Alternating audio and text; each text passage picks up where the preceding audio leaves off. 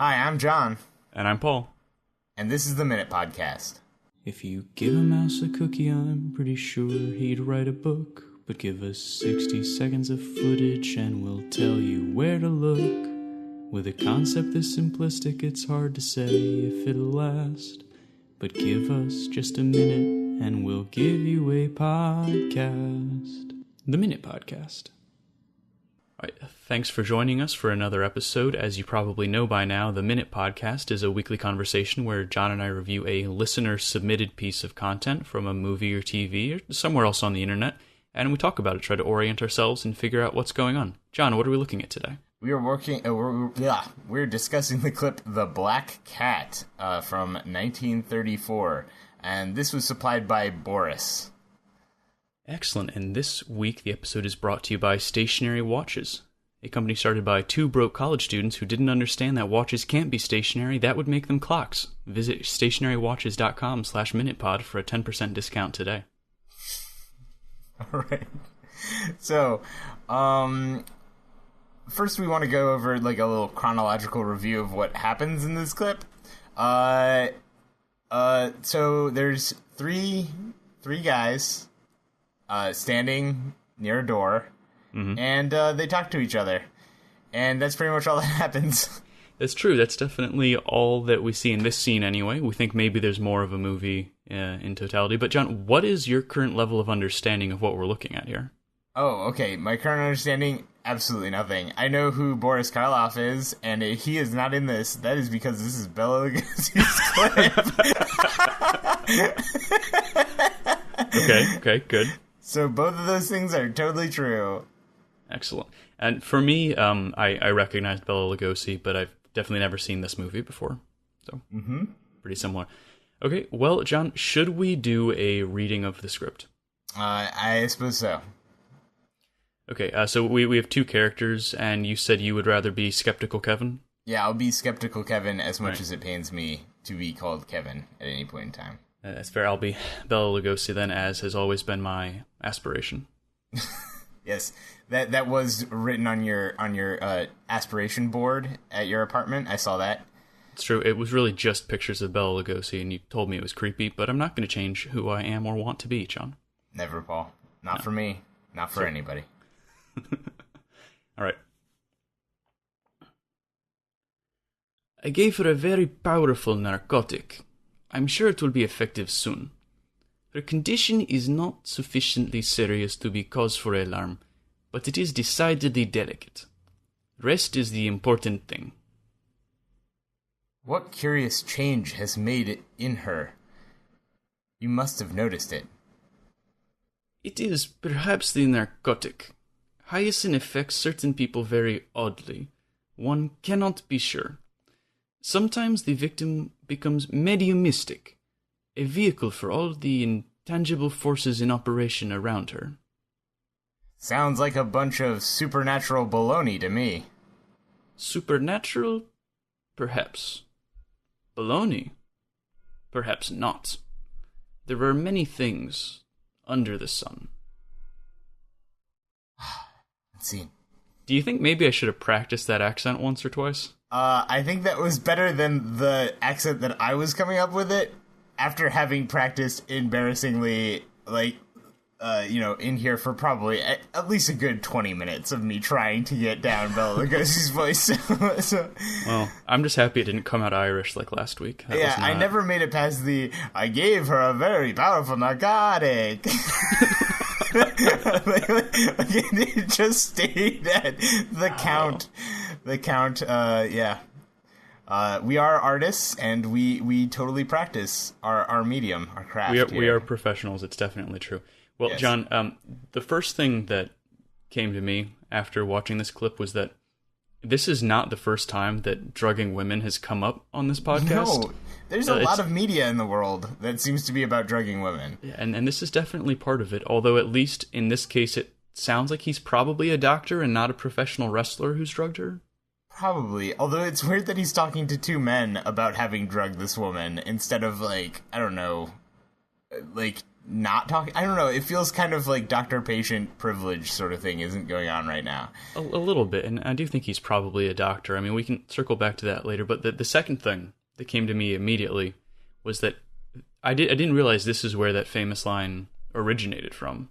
And the perhaps not, which has been reused in so many different pieces of media. I mean, even like in Futurama. You've watched a lot of Futurama, right, John? Yeah, but what's the baloney? You mean that sort of like X perhaps Y not. perhaps not. Okay, yeah. I gotcha. Even in Futurama, the episode where they go to, I don't know, Space Transylvania or wherever it is, and that old robot's like, Mumbo, perhaps, Jumbo, perhaps not. I don't know. I like it. But it's interesting. Mumbo, I mean, I didn't realize that was actually a Bela Lugosi line that started that whole. I mean, it certainly sounds like a line of his. I wouldn't have guessed it, but now it totally makes sense. Mm. But true.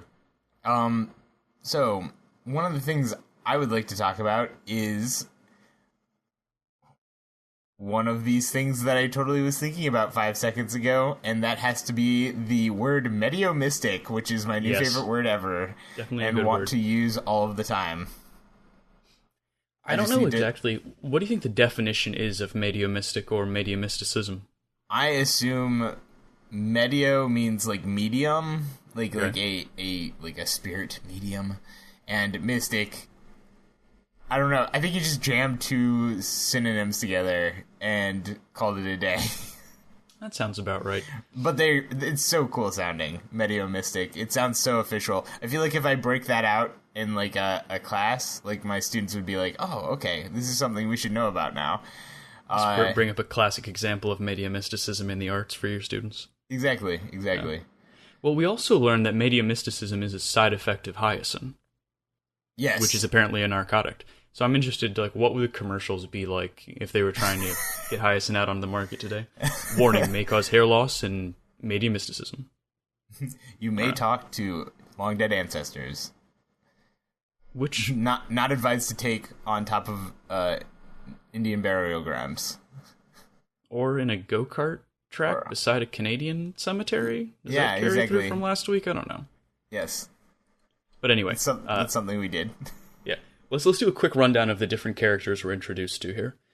First, we've got Bela Lugosi as... No, Paul. First, we have the silent partner, who I think expresses his life and love of everything that's going on right here perfectly. Well, I like to think of... he stands, true. He stands. I imagine his hands are in his pockets. I'm pretty sure they are. And he stares at them and does absolutely nothing. I like to think of him as like Ivan Drago after a chronic illness. It's kind of what he looks like. Okay. Like real thin, but still pretty big. Yeah. It's interesting. He never says anything. But what do you think his backstory is? Like, what is his character? I have a theory, John, but I'd like to hear yours. Okay, so my theory is that he is like this guy's brother, the skeptical Kevin. And the woman that they're talking about is Skeptical Kevin's girlfriend or something. Mm-hmm. And so he's, like, just there. Like, you know, he's just like, I had nothing to do this Saturday afternoon. So he's just hanging out. Yeah, exactly. He went over to see his brother. And so this sort of, like, medio-mystic happening happened. And Bela Lugosi was there. And he's like, oh, cool. I'll just stick around and see what happens. Well, interesting. It's a very different take from... Oh, sorry. Bumped my microphone. Hopefully you did not go deaf just then. Huh? What? Yeah. No, but I actually thought, based on the weird robe that Ivan was wearing, that he's either a clergyman or perhaps a vampire. Paul, I have no idea what you're talking about. Oh my god, he is wearing a robe. He's wearing a crazy robe with kind of like sweeping lines, and his hair's all slicked back, and he's got these intense widow's peaks, and it makes me think he's either a clergyman or a vampire. I feel like if this movie was in color, as opposed to being in black and white, we might have some more clues to tell whether or not he's clergy or vampire. So I just want to point out, I am a sane person with observational skills. I have no idea why I didn't notice he was wearing... John, you were too busy practicing your Bela Lugosi accent. It's true. Bela Lugosi does shine in here, not just because the camera is focused directly on him and seemingly all of the lights are aimed directly at the top part of his widow peak, but, that's hilarious and weird that he's wearing a freaking, mid-cape, and I didn't even see it. That's amazing. It's just how naturalized capes are to me now. Yeah, that's got to be what it is. Okay, so that's one of the 4 characters. Yes. 3 visible characters, 4 characters overall in this mini narrative that we are exploring. So the standing man, the third man, if you will, I think he's a Dracula. I think he's a vampire guy. Because I feel like that would be the perfect twist, is we got Bela Lugosi in here, and he's not even a vampire, but this guy is.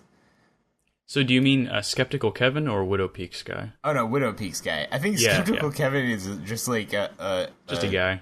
Yeah, I think he's a rube. He looks like he might be a rube. He's dressed like a rube. He's totally the 1940s, 1930s rube stereotype. That well-known stereotype that we can all just envision. Yep, true. All right, so then we also have Bela Lugosi playing himself, as far as I can tell. Of course, that's not really playing himself, but playing a very typical character. I don't know, could be. I feel like Bela Lugosi probably had some narcotics on him randomly at any given point in time. I feel like that'd be a thing he'd be able to, just dish out as medio-mystic required. Yeah, I mean, it was the 1930s. Yep. And then we also have the off-screen woman, which I don't think is the first time we've had that happen on this podcast, where we have a female character who's just off-screen that we never meet but seems to be important to the plot. Yeah, they're usually silent and in the corner, like the Dracula guy. Yeah. Which, again, just sort of shines a light on how these movies and media treat women in them. But, what is it? The thing I want to know, Paul, is... what do you think the woman's name is? Oh, because we've so far we've got Vlad for Bella, right? Mm-hmm. Then we've got Skeptical Kevin for someone who is obviously named Kevin, right?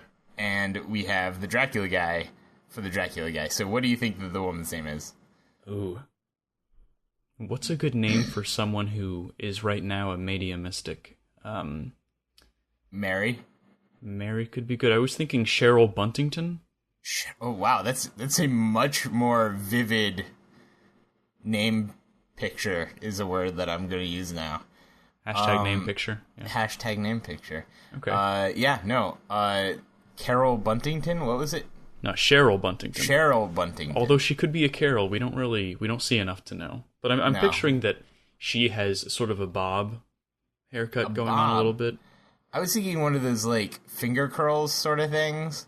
Oh, maybe. But I guess that would be more 1900, 1920? I don't know. What were women's hairstyles in 1930s?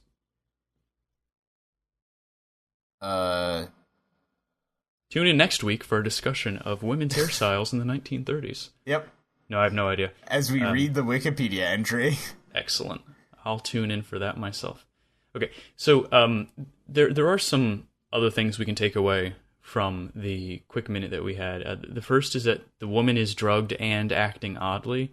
Mm-hmm. There seems to be some confusion about whether or not she was acting oddly before, or if that was the Hyacinth making her act in a weird way. Well, What was your take there?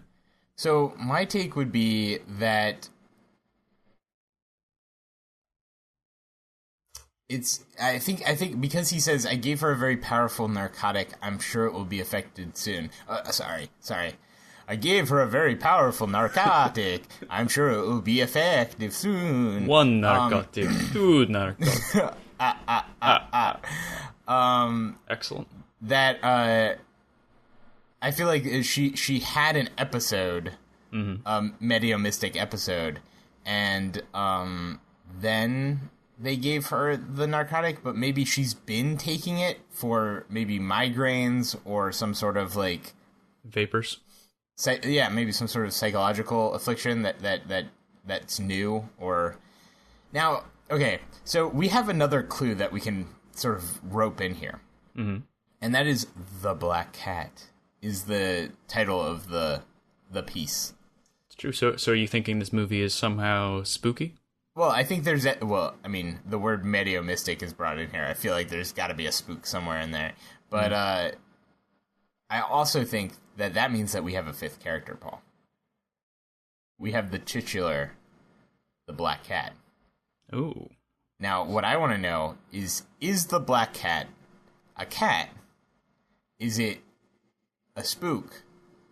Or is it perhaps a person dressed up in a catsuit who burgles people? Oh, I hope it's... I hope it's actually a person dressed up in a catsuit, but more like looking like a furry, rather than... Oh, like an actual... like... Dressed up like a giant cat. What's that show with Elijah Wood? Oh, like Wilford or something? Yeah, that Willard. one, except with a cat and Walter. in the 1930s. Womble. I don't know. I wish it was Womble, but I don't. Womble's a perfectly natural name, Paul. Okay. So confession, since our Kamen Rider episode, I have been watching some Kamen Rider, and it does feature a lot of people dressed up in, like, leopard costumes and stuff like that. And Really? It's fantastic. So Has Final Vent made a comeback yet? No, because that's, like, 30 years into the future, I think. But, Okay. So but what I've about, been watching preliminary the events? 1980s Kamen Rider Black. Ooh. Anyway, so I'm familiar with the person in catsuit thing that you were talking about, and I feel like that would make this amazing because I want Bela Lugosi to be this character. I want Bela Lugosi to be playing like a con man who also happens to dress up in like a like leopard print furry cat suit. That would be amazing, actually. To steal the deed to this haunted house, I assume? I don't know. I think that might be a little too Scooby-Doo. Oh. Well, I Just mean, the fact that it's a haunted house, but... That is, like, a key point of my development, is Scooby-Doo, so so probably. We are of a certain generation. Exactly. True. You mean all generations from the 1970s onward? We fall into that range, yeah. Yeah. True. Okay, so there's two additional things for me that are interesting in this clip. The first is that there is a hard cut after Kevin says supernatural baloney. Yes. Oh, you mean the edit? Oh yeah. There's a where Bela Lugosi obviously flubbed the line like 6 times, and they were like, "Oh, for fuck's sake, let's just cut in the white one." That's what I was wondering. Is did Bella flub the line? Was this an improvised line that everybody thought was so funny that they just lost it the first time? Maybe. Like when he said supernatural baloney, maybe Bella looked over and was like, "What the fuck?" Baloney. Baloney. Baloney. Baloney. Baloney. One baloney. Ha ha ha. Yeah, so that clip is basically taking out Bela Lugosi going, I really hope that's what it is, but somehow I doubt it. You're probably right. He just flubbed the line. There is another possibility. The other possibility is that Bella and the third guy have been doing their lines perfectly this whole time, but for some reason Kevin just can't handle the pressure of having 2 lines of dialogue in this scene, and so he keeps flubbing the line. But then like the thing is so like they're just trying to connect Kevin's good bits with Bella's good bits, and then so it's just this like massive, clip, like breaking the reality of the scene in every way as like Bella's head flips back and forth on the screen. Well, it could be. It had to be pretty intimidating to act opposite Bela Lugosi, but I guess. I mean, it'd be spooky. Say. Would be spooky. That's definitely true. So, the other thing that I noticed is that we get a really brief glimpse into the universe that this movie's set in, and the list of things that exist under the sun. Right? We know from the last line that there's many things under the sun, and that one of them is not baloney. Yes. So I'm wondering... At least one. At least one is not Baloney, so can we extrapolate it all to other things that exist under the sun in this movie universe? Cats are under the sun. What are we talking about again? I don't know. That didn't really go where I thought it was going. So we'll fix it in editing. It's fine. Okay, yeah, this will totally be edited like that. No, but I think that many things under the sun. Is he trying to do like that? Like, there are many things in this world, Horatio. That blah blah blah, something like that. That line. I think so. That I totally know. The one that we all just have inside of us and say at all times. Not all times. Sometimes. Or is it like... Okay, so I feel like Under the Sun is foreshadowing that Bela Lugosi is in fact a Dracula. And so, like, is this a Dracula thing, or is this not a Dracula thing? Like, I feel like referencing the sun feels like a Dracula thing. I think it's probably a Dracula thing, especially based on the way that Ivan is dressed. Yes. Yeah. Either priest or Dracula should be like a new like game show. I'd probably watch that. Yeah. Yeah. All right. Well, John, new podcast idea. Do not steal. Well, how do you think we got to this scene then, John? And what do you think happens next? Well, I think they drugged a woman. They definitely drugged a woman. Yes, true. I'm guessing that she channeled some sort of, like, long-dead spirit, and then it told them something weird that they didn't get right away with the information that they have, but they will understand later with the information they will obtain in a twist of irony. Okay, yeah, that sounds plausible. How about you, Paul? What do you think this scene was about? Well, I think that the young couple, Kevin and... Oh, I forgot the excellent name we gave the woman off screen. Bernard Shaw. Buntington? Yeah, Bernard Cheryl Shaw. Buntington, Yeah. That's it. I think they were both on honeymoon. So they're Americans who are on honeymoon in transsexual Transylvania, and she becomes ill, right? Okay. And they come up to a big house on a stormy night. Well, almost. I think she's basically been possessed, and they call in the local clergyman and doctor, Ivan and Ooze? Bella. Okay. That works too. Right. So they exorcise the demon, right? Mm-hmm. And then the kids go back to America and, with the story about the strange trip in Europe. But the show's really about Bela Lugosi and Ivan, who are a doctor and clergyman vampire dynamic duo. Oh. Who were just sort of having an adventure together. I like this idea. I like the idea of...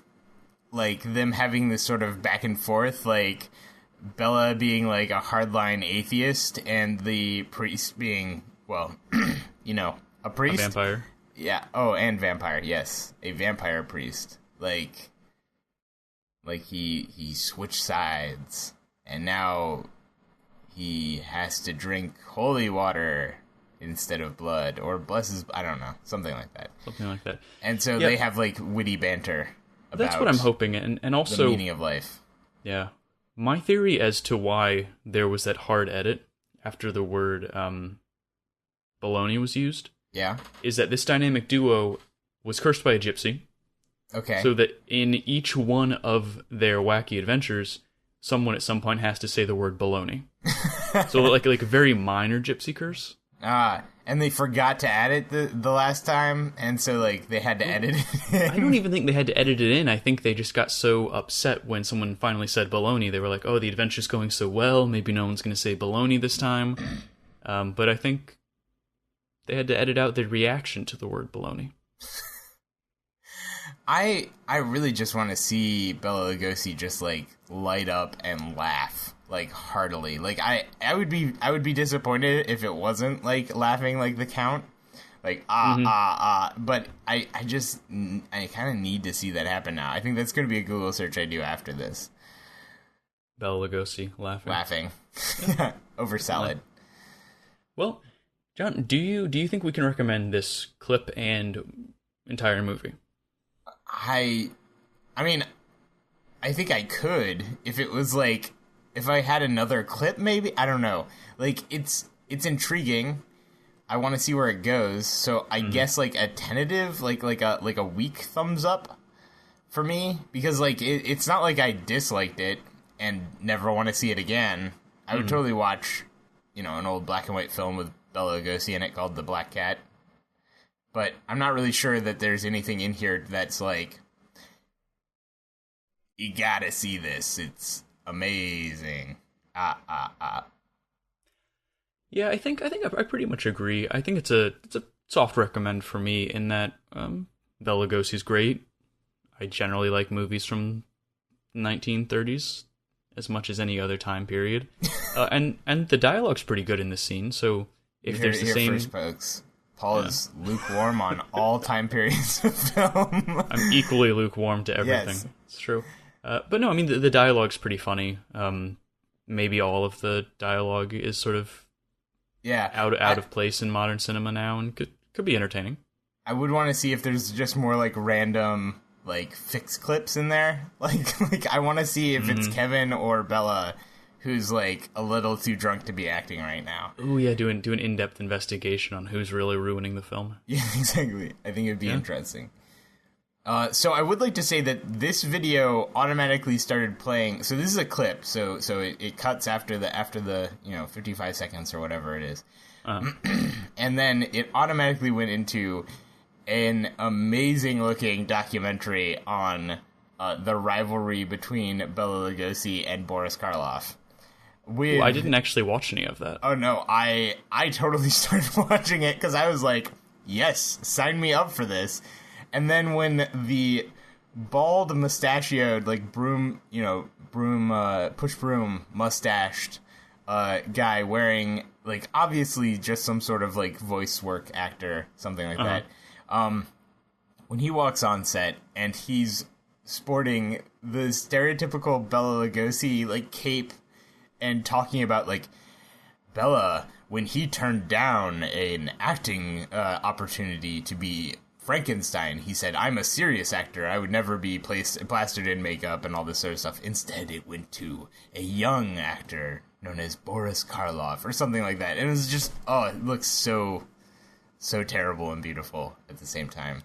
So you're saying that you do recommend I do recommend watching the clip and then continue watching the horrible documentary that seems to go afterwards. So, all right, I'll have to check that out myself, but it sounds recommendable. Mm-hmm. I mean, he's in costume while doing this. Like, it's not like he doesn't even wear like an old timey sort of suit. He's wearing Bela Lugosi's like the pop collar cape. Like, it's so strange. Yeah, it's bad. I mean, like, you're flipping through channels, instantly what this is about. I guess that's what they got going for it there. Yeah. All right. Well, let's all watch that and reconvene on Twitter. Okay. Great. Well, we need to do a quick thanks but no thanks to Frank S.R. Hot, who recommended that we watch a clip from The Good Place, which, John, we've both seen, correct? Yes. Yeah. So we quite like The Good Place, so obviously 2 thumbs up. Yeah, 2 thumbs up. We recommend it, but can't really do an episode on it. A big thank you to Boris for recommending this week's minute. I think it was our first black and white minute, which, great, a lot of fun. Yep. If you want to support the podcast, you can review us on iTunes or wherever fine podcasts are downloaded. You can reach out to us at the minutepodcast@gmail.com or follow us on Twitter @minutepod or find us on Facebook. This episode, as always, was hosted by John Ward and Paul Rieberg, produced by John Ward with theme music by Paul Rieberg. Thanks, and we'll see you next week. Goodbye. Holy crap, you made it to the end. We'll be back next week to do it all again. Until then, be well and be sure to take a minute. The Minute Podcast.